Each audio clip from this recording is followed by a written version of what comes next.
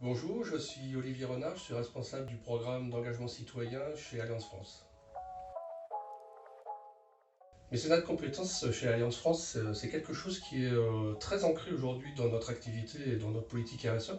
Pour autant, c'est pas si vieux, puisque en 2016, des collaborateurs ont participé à des ateliers d'idéation autour de ce que devrait être la RSE, et ils ont réclamé à corps et à cri de pouvoir s'engager à titre personnel.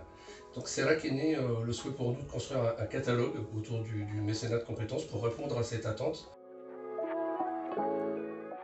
En 2017, on est parti quasiment d'une page blanche, puisqu'on avait un tout petit peu de mentorat avec nos quartiers en détalent.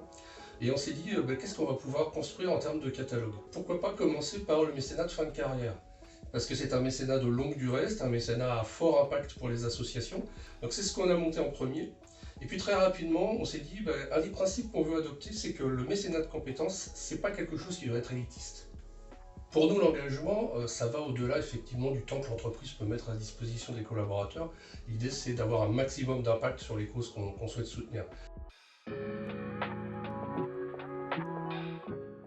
Dès 2019, Alliance France a choisi de rejoindre une alliance, l'Alliance interentreprise en faveur du mécénat de compétences. Donc aujourd'hui, on est 27 entreprises dans lesquelles on met tout en partage, on travaille ensemble et on essaye aujourd'hui de construire de plus en plus de programmes où on additionne nos forces pour aider encore mieux les associations. Quand on a appris qu'il y avait création par Pro Bono Lab d'un fonds de compétences, on s'est dit c'est parfait. C'est aussi un outil qui va dans ce sens du jeu collectif. 2023, ça va être une année importante, mais 2022 a été extrêmement importante parce que 2022 nous a permis de restructurer notre politique d'engagement sociétal en se disant finalement quelle est notre raison d'être, c'est quoi notre politique, qu'est-ce qu'on a envie d'aider. On ne peut pas être présent sur l'ensemble des causes ni auprès de l'ensemble des associations. Donc on s'est dit finalement il y a deux pivots, il y a la santé d'une part et il y a la jeunesse de l'autre. Donc 2023, notre objectif et notre enjeu, ça va être de mettre tout ça en musique.